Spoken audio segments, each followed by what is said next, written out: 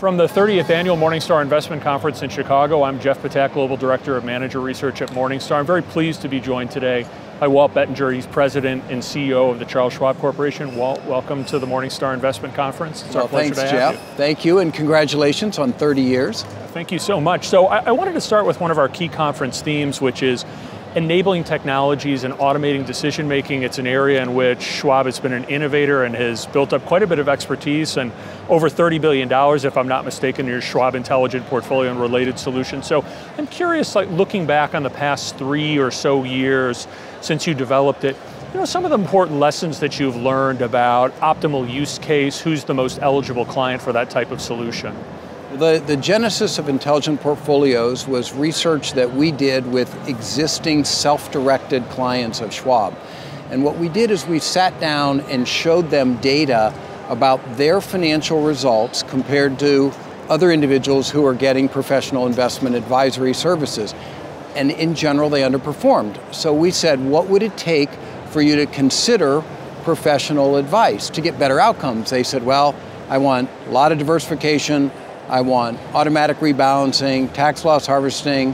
I want the fees to be very low in terms of the ETFs. And oh, by the way, I'm not going to pay for it with an explicit advisory fee. So what we did is we took that information, went out and built Intelligent Portfolios, and of course, those clients have adopted it in fairly rapid fashion.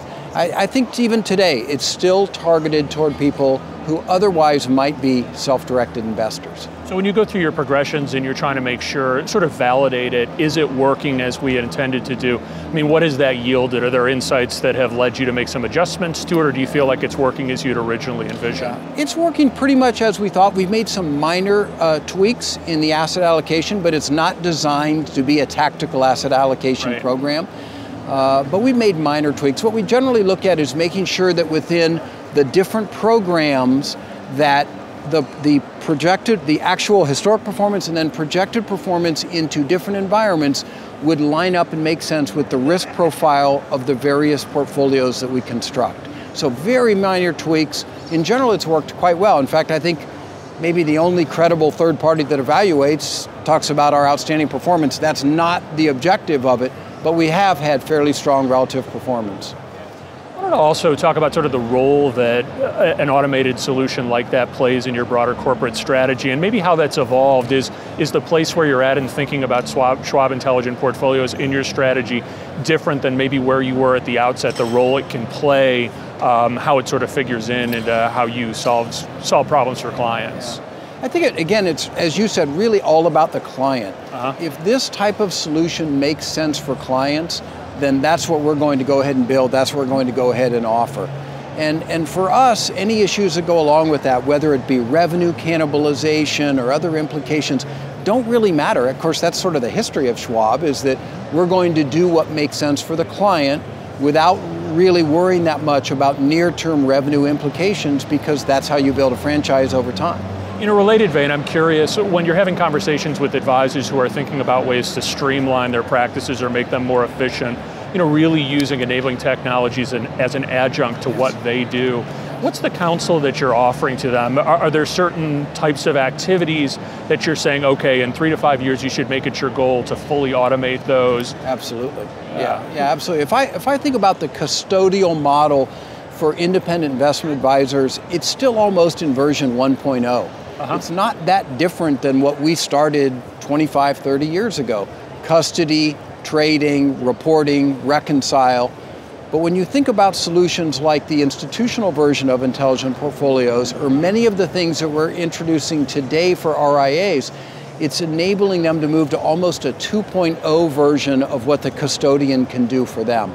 And I think advisors who are taking advantage of that are more efficient, they're more at scale, and frankly, they're delivering a better client experience. What do you think happens to fees? I'm sure it's a question that you get a lot, but advisor fees in some respects, sort of the final frontier, given some of the economizing that's been happening in the marketplace. Do you think that we'll see fee pressure, and that will that result in advisors being in increasingly competitive situations where they have to lower fees to basically win business? It's hard for me to believe that the investment advisory space is any different than anywhere else in our economy, which means that in all probability there will be a degree of downward pressure on fees, but there will also be pressure to deliver greater services. Now, the wonderful thing for advisors is firms like Morningstar, Schwab, and others in the investment advisor space are delivering technology capabilities that can enable the RIA to do just that for their clients. Sure. Deliver a better value while still delivering a better experience, and of course, in that case, everyone wins. I wanted to talk about, sort of related to behavior, obviously behavior modification, an important function that an advisor can play in a good relationship with a client. It's a key theme here at our conference. You have a unique vantage, basically overseeing servicing trillions of dollars in assets. I know business volumes have been up recently, strongly so, and so I'm curious, are you seeing any worrisome signs of behavior when you look across your client base? Are they engaged in what you would consider to be generally constructive activities, that help them to reach their goals? I think their activities are generally constructive. We're a little bit below our historic average in clients' cash weightings, but not a lot, maybe 1% or 1.5% below historic norms. But in general, clients, both served by the advisors we work with, as well as retail clients, are sticking to a long-term plan, a diversified plan. It's nothing like the world we saw in, say, the late 90s.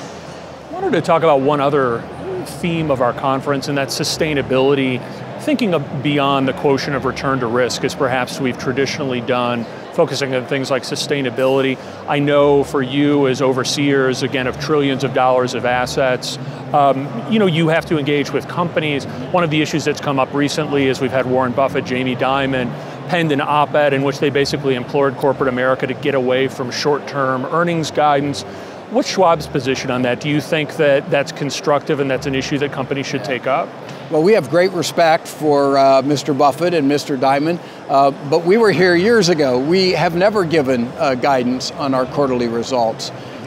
We just don't believe that that's a constructive approach for long-term investors, and the people who most would value that are not the people who are looking for to be investors in Schwab stocks. So we completely agree. We've never done it, and we have no plans to go into a world where we would offer quarterly guidance.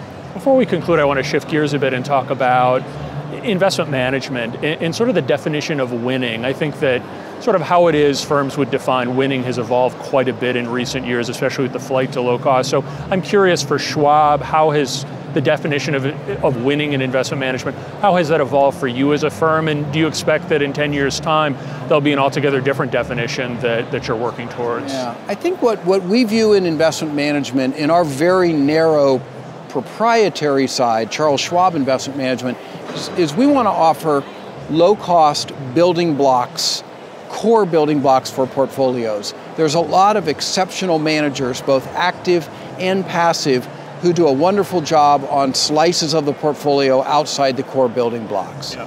And our objective is not to try to replicate the results or the capabilities that they have. So we hone in low-cost, ruthless low-cost, core building blocks for portfolios. I would expect that strategy to be consistent for us for a long, long time. Do you think, going back to behavior for a second here, it's laudable that investors seem to be seeking out the lowest cost solutions in many cases. Do you see any signs that it's being overdone a bit and perhaps the pendulum has overswung in their zeal to minimize costs from portfolios? Well, I'm going to steal something a little bit from Morningstar's own research, which I think is to say that the greatest predictor of quality performance in asset management often is fees, and maybe one of the only factors that you can utilize, with few exceptions, to predict future performance. So I don't know that I'd go so far as to say that people have over-rotated. I think the consciousness of the importance of keeping costs low, though, is a wonderful thing for investors. Ultimately, it's leaving more money in their pocket where it belongs, giving them a better chance of reaching their goals. Well, great insights. Thank you so much for participating in this year's Morningstar Investment Conference. It's our great pleasure to have you here. It's an honor to be here. Thank you for the invitation. From the Morningstar Investment Conference, I'm Jeff Patak.